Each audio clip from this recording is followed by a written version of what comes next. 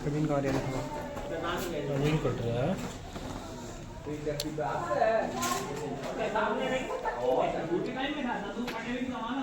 चलो नीचे। बेटा अमोनिया जो होती है, अमोनिया का सूत्र होता है NH3, ठीक है। NH3 में से अगर एक H खींच दे तो ये बनेगा NH2 और इसको फिर एक की कमी हो जाएगी। तो जब एल्किल के साथ CH3 के साथ NH2 जोड़ लें या फिर एरिल के साथ NH2 जोड़ लें, किसके साथ जोड़ लें? एरिल के साथ या फिर एल्किल के साथ। ये क्या है? एल्किल है और ये क्या है? एरिल। तो ये हम इसको एमीन बोलते हैं। क्या बोलते हैं हम इसको? एमीन, ठीक है। ये भी एमीन है, ये भी एमीन है। बस इसको क्या बोलेंगे? इसे बोलेंगे एलिफेटिक एमीन और इसे बोलेंगे एरोमेटिक एमीन। एरोमेटिक क्योंकि एरोमेटिक कंपाउंड से लगाती है एमीन, और हमने इसको क्या बोलेंगे? इसको बोलेंगे एलिफेटिक एमीन क्योंकि एलिफेटिक कंपाउंड में हमने इसको ऐड करा है, ठीक है।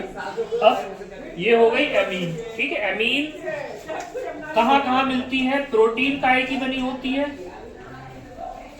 प्रोटीन बनी होती है एमिनो एसिड की, और एमिनो एसिड जो है वो एमीन का पार्ट है, ठीक है। या फिर डीएनए की बात करें तो डीएनए का भी मुख्य बेस क्या है? फॉस्फेट है, तो इसमें भी यही बॉन्ड होता है।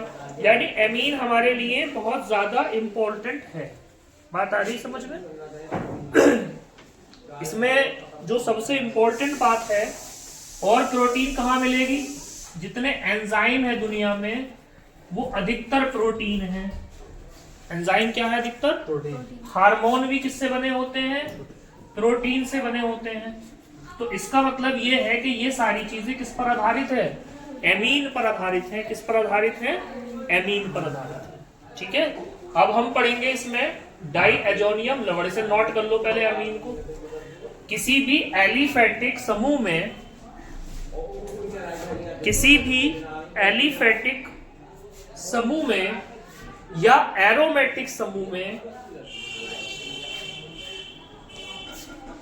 किसी भी एलिफेटिक समूह में या एरोमेटिक समूह में NH2 बॉन्ड जोड़ जाने पर या NH2 के साथ आबंधित हो जाने पर, NH2 के साथ आबंधित हो जाने पर इसे क्या कहते हैं? इसे एमीन कहते हैं।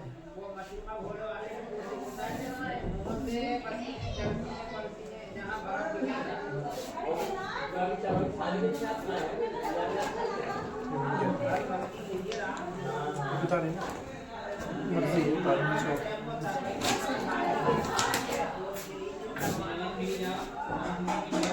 लिखना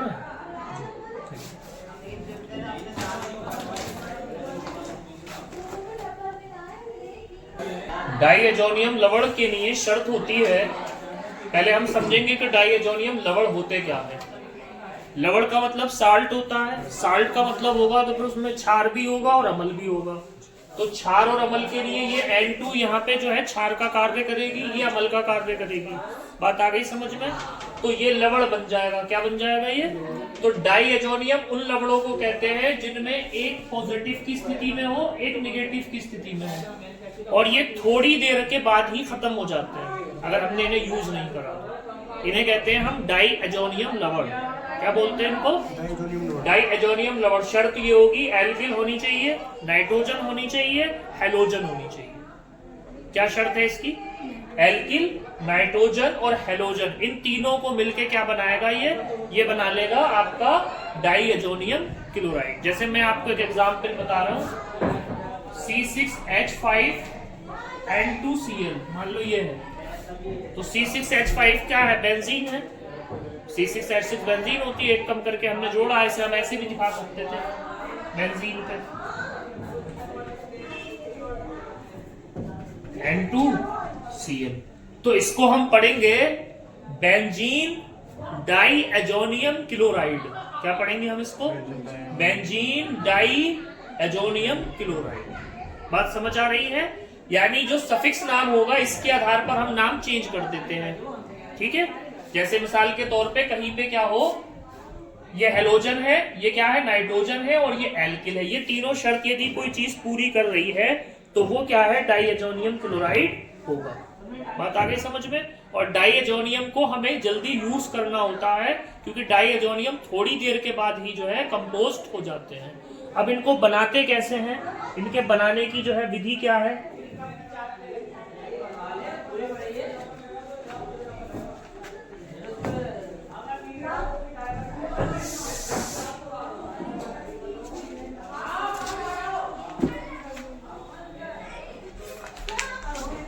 देखो इसका ये है हमारे पास C6H5NH2, इसे क्या पढ़ते हैं, एलिनीन। क्या पढ़ेंगे इसको, एनिलीन। जब भी बेंजीन के ऊपर हम NH2 लगाते हैं तो कंपाउंड के नाम पर इसका नाम एलिनीन है और फंक्शनल ग्रुप के नाम पे इसका नाम एमीन है। बात आ रही समझ में। यानी फंक्शनल ग्रुप हमने पूछे कोई आपसे तो क्या जोड़ा गया है, एमीन जोड़ा गया है, और वैसे इसका नाम क्या है, वैसे इसका नाम एलिनीन होगा। बात आ रही समझ में, क्लियर। अब हम इसकी रिएक्शन कराते हैं, किसके साथ कराते हैं रिएक्शन, हम कराते हैं NaNO2 के साथ। किसके साथ कराते हैं, NaNO2 क्या है, सोडियम नाइट्रेट। क्या है, sodium nitrate plus 2HCl hydrochloric acid, और इसे गर्म करते हैं तीनों चीजों को मिला के लगभग 273 से 278 केल्विन पर। कितने पे गर्म करते हैं, 273 से 278 पे। तो बेटा ये देखो यहां से ध्यान दो, एक N और एक N ये बना लेगा C6H5N2, क्या बना लेगा, और 2 Cl आ जाएंगे यहां से निकल के। तो ये हो गया, ये बन गया डाइएजोनियम, पहले तो हमें जो चाहिए था। ठीक है, अब जो जो रह गया है वो देख लो। देखो Na रह गया यहाँ से और यहाँ से Cl रह गया, तो ये क्या बना लेगा, ये बना लेगा NaCl, सोडियम क्लोराइड। अब यहाँ से कितनी हाइड्रोजन फ्री हो गई, 2, और 2 हाइड्रोजन यहाँ से फ्री हो गई, कितनी हो गई, 4, और ऑक्सीजन कितनी फ्री हो गई, 2। तो क्या हो गया, 2H2O, ये बन गया पानी। समझ आई रिएक्शन सबको, ठीक है। यहाँ पे एनिलीन लिया हमने, ये NaNO2 लिया प्लस 2HCl लिया, गर्म करा 273 से 278 केल्विन पर। हमने क्या बना लिया, C6H5, तो ये ऑलरेडी था। ठीक है, अगर बेंजीन की शक्ल में इस रिएक्शन को दिखाएं तो ऐसे दिखेगी रिएक्शन। ये हमारे पास एनिलीन है, ये क्या है, एनिलीन। रिएक्शन किससे करा रहे हैं हम, NaNO2 से प्लस 2HCl से रिएक्शन करा रहे हैं। बना लेंगे बेंजीन, बना के हम दिखाएंगे इसके ऊपर N2Cl। क्या दिखाएंगे, N2Cl NaCl प्लस 2H2O, ये बनेगी। इस तरीके से किसी भी डाइएजोनियम लवण का निर्माण होता है दुनिया। बात आ गई समझ में। इसकी थोड़ी सी फिजिकल प्रॉपर्टीज की भी बात कर ले, उसके बाद नेक्स्ट टॉपिक पे बढ़ेंगे, लिखवा देंगे। डाइएजोनियम लवण क्रिस्टलाइन होता है। कैसा होता है, क्रिस्टलाइन होता है, सॉलिड होता है और कलरलेस होता है। इसका कोई कलर नहीं होता। कैसा होता है, कलरलेस होता है, इसका कोई भी कलर नहीं होता। गर्म पानी में ये सॉल्युबल होता है। कौन से पानी में, गर्म पानी में। और ठंडे पानी में ये रिएक्शन नहीं करता, ठंडे पानी में रिएक्शन नहीं करता।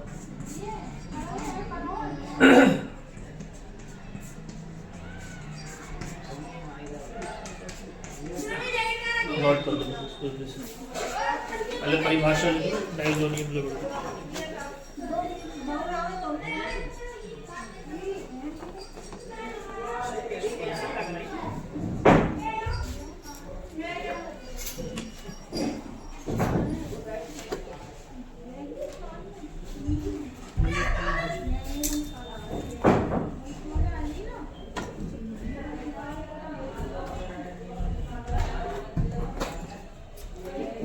परिभाषा,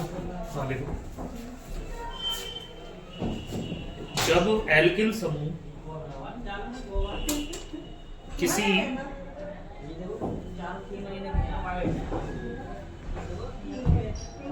नाइट्रोजन और हैलोजन के साथ अभिक्रिया करता है तो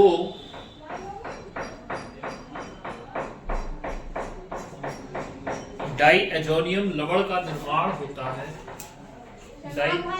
हाँ क्या पौधे कहाँ रखे हैं?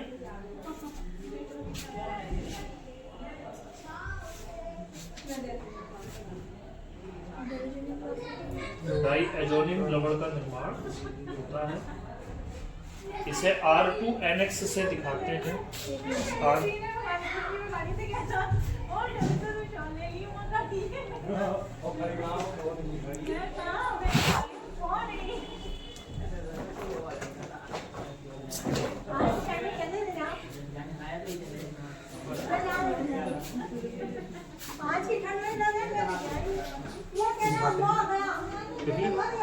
RN2X लिख लिया से दिखाते हैं।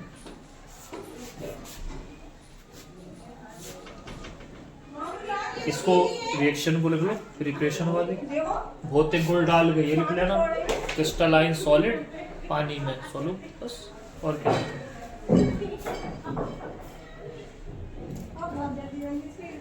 तुम्हारा पता है सर को बैठेगी।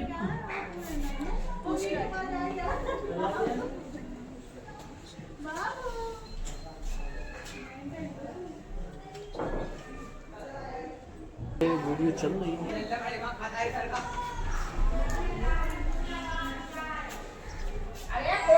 एमीन की संरचना की अगर हम बात करें तो इसकी आकृति पिरामिडी होती है। पिरामिडी का मतलब होता है पिरामिड जैसी। इसके बीच का जो कोण होता है CME कोण कहलाता है। ये क्या कहलाता है? यहाँ पर E बेटा C भी हो सकता है या H हो सकता है। E क्या हो सकता है? C भी हो सकता है और H हो सकता है। इनके बीच का कोण 108 डिग्री होता है। कितना होता है? 108 डिग्री होता है। एमीन 3 रूपों में प्राप्त होती है। प्राथमिक एमीन, द्वितीयक एमीन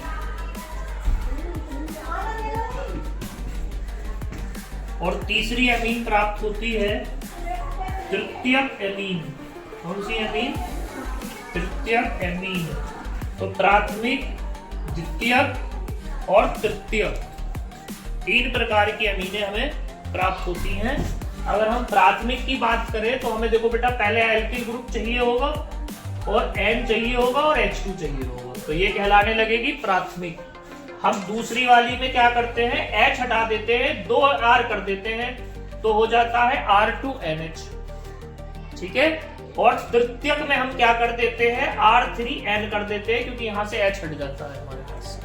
लेकिन ये शर्त नहीं है, ये स्ट्रक्चर ऐसे भी हो सकती है, यानी यहां पर कुछ और भी हो सकता है। तृतीयक एमीन जरूरी नहीं है कि एल्किल ही आएगा एक और। ठीक है, एल्किल की शर्त नहीं होती यहाँ पे, लेकिन अधिकतर तृतीयक एमीन यही कहलाएगी। ठीक है, फिर से रिवाइज करते हैं। स्ट्रक्चर पिरामिडी होती है, बॉन्ड बीच का CNE होता है, ECH जिसको C को E को CH कह सकते हैं, 108 डिग्री का कोण होता है बीच में। प्राथमिक होती है, द्वितीयक होती है, तृतीयक होती है। प्राथमिक को 1 डिग्री, द्वितीयक को 2 डिग्री, तृतीयक को 3 डिग्री कह के बनाते हैं। ठीक है, नोट करना है तो कर लो इसमें जल्दी से, नहीं तो फिर पढ़ेंगे।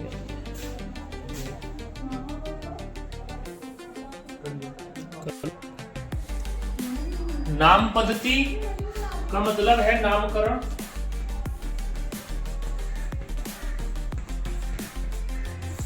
नॉमेनक्लेचर तो मैंने जैसे बताया अभी, IUPAC जब नामकरण करती है एमीन का, तो जैसे मान लो आपने जोड़ा है CH3NH2, क्या जोड़ा है?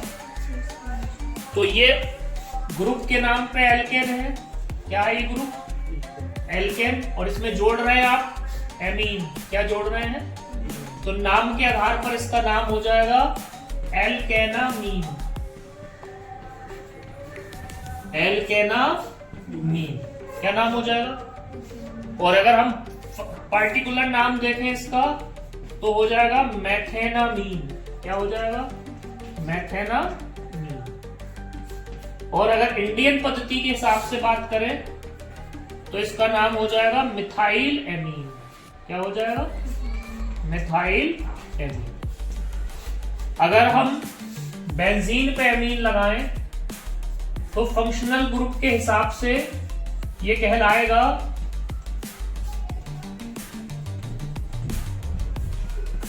Aryl amine. क्या कहलाएगा ये? और नाम हो जाएगा इसका, वैसे नाम हो जाएगा बेंजेनामीन। क्या हो जाएगा? लेकिन इसको हम IUPAC के हिसाब से इसका नाम देते हैं एनिलीन। क्या देते हैं हम इसका? देखिए इसके दो तरीके होते हैं, इसको ऐसे समझ लीजिए। मान लो हमने इसको ग्रुप को नहीं माना तो ये बेंजीन है खाली, और अगर ग्रुप और बेंजीन को जोड़ के कोई आपसे पूछ रहा है तो फिर ये एनिलीन। बात आ गई समझ? तो ये हो गई नाम पद्धति इसकी, कैसे इसका नामकरण करेंगे। अब आगे बढ़ेंगे अमीनों के बनाने की विधियों पर। इसमें डाल लो हेडिंग पहले, अमीनों के बनाने की विधियां।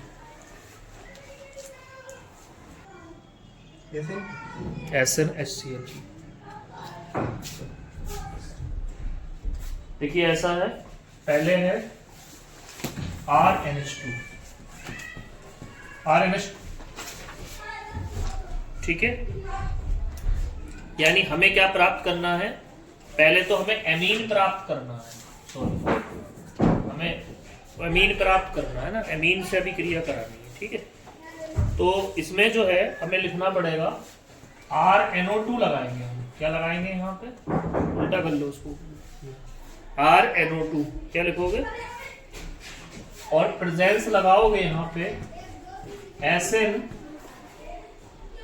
स्टैनियम की या फिर हाइड्रोक्लोरिक एसिड की।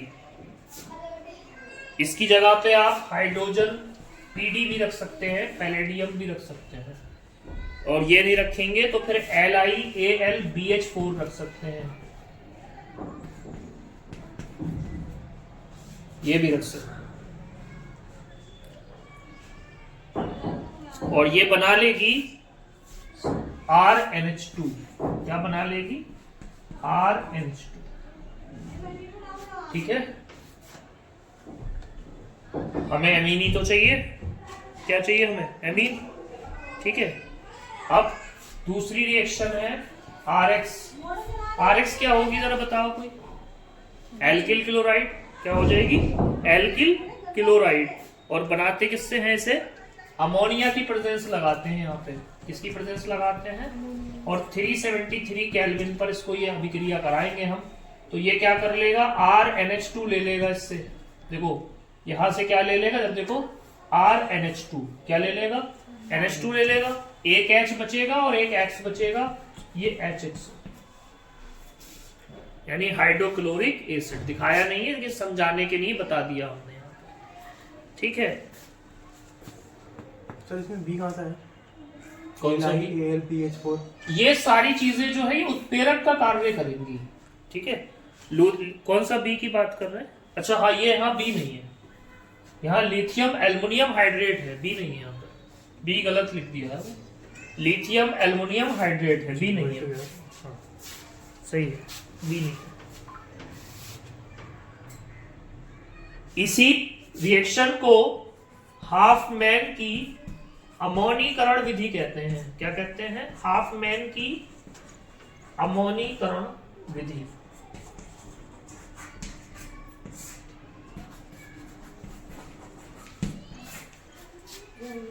हाफमैन की अमोनीकरण विधि।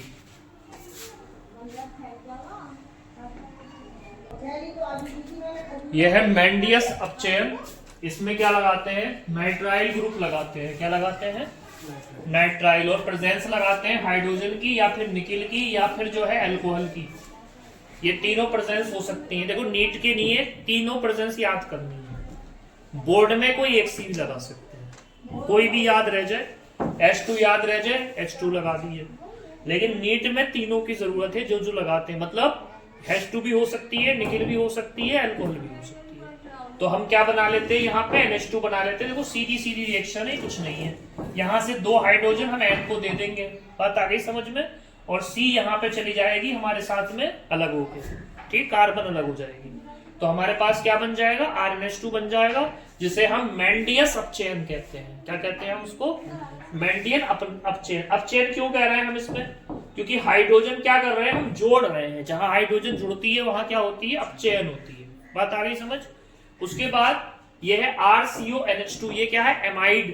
क्या है ये, एमाइड। और एमाइड को हम क्या करा रहे हैं, एमीन बना रहे हैं। तो हमने क्या छोड़ा यहाँ से बीच में से, CO छोड़ा। और CO क्या होता है, कार्बन मोनोऑक्साइड होती है, जिसको हम यहाँ पर क्या कर रहे हैं, कार्बन मोनो को यहाँ पर हम क्या कर रहे हैं, अलग कर रहे हैं। तो ये RCONH2 यानी एमाइड से क्या बन जाएगा, एमीन बन जाएगा, ठीक है।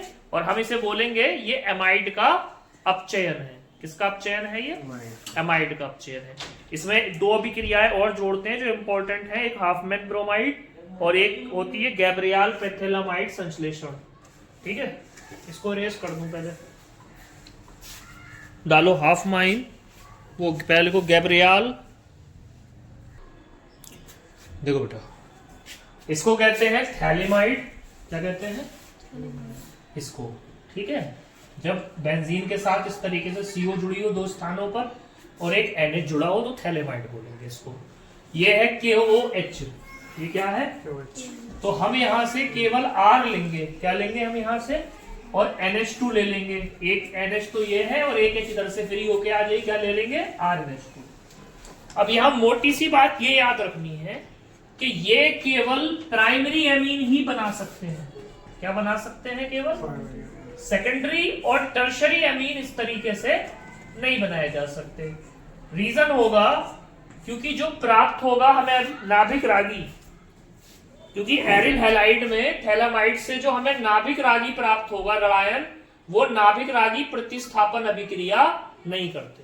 क्या नहीं करते, नाभिक रागी प्रतिस्थापन अभिक्रिया। इसलिए हमें सेकेंडरी एमीन और टर्शरी एमीन यहां पर नहीं बनाए जा सकते। आपसे नीट में डायरेक्ट पूछ सकता है कि सेकेंडरी एमीन और टर्शरी एमीन क्यों नहीं बनाए जा सकते इस विधि से। तो कारण है कि जो हमें नाभिक वो रसायन प्राप्त होता है वो नाभिक रागी प्रतिस्थापन अभिक्रिया नहीं कर सकते। बात आ रही समझ, बढ़िया से सबको। तो आगे बढ़ेंगे। हाफमैन ब्रोमाइड है, इसे कहते हैं RCONH2। अभी बताया था एमाइड होता है। एमाइड की अभिक्रिया किससे करा रहे हैं, ब्रोमीन से करा रहे हैं। तो हमें क्या प्राप्त होगा, एमीन प्राप्त हो जाएगा। ये सारी अभिक्रियाएं जो अब तक हमने पढ़ी ये इनके बनाने की अभिक्रियाएं हैं। अब इसके भौतिक गुण हम आज और पढ़ा रहे हैं, रासायनिक गुण नेक्स्ट क्लास में पढ़ाएंगे, ठीक है। भौतिक गुण और बता दे रहे हैं कि भौतिक गुण क्या क्या होते हैं इसके। देखो बेटा, इसमें जो भौतिक गुण है, शुरुआती जो मेंबर होते हैं वो गैसें होती हैं, इसमें सड़ी मछली की गंध आती है। उसके हायर मेंबर द्रव होते हैं, उसमें विशेष गंध होती है। ठोसों में कोई गंध नहीं होती है। ये रंगहीन होते हैं, लेकिन वायुमंडल के ऑक्सीकरण के कारण क्या हो जाते हैं, रंगीन हो जाते हैं। जल में विलय होते हैं, लेकिन जैसे जैसे नंबर बढ़ता चला जाता है विलयता घटती चली जाती है इनकी। और इसके अलावा एरोमेटिक एमीन जो है पानी में विलय नहीं होता, ठीक है। बस इसका जो है अगली वीडियो में ले लो। गर्म पानी में होते हैं ना, ठंडे में नहीं होते।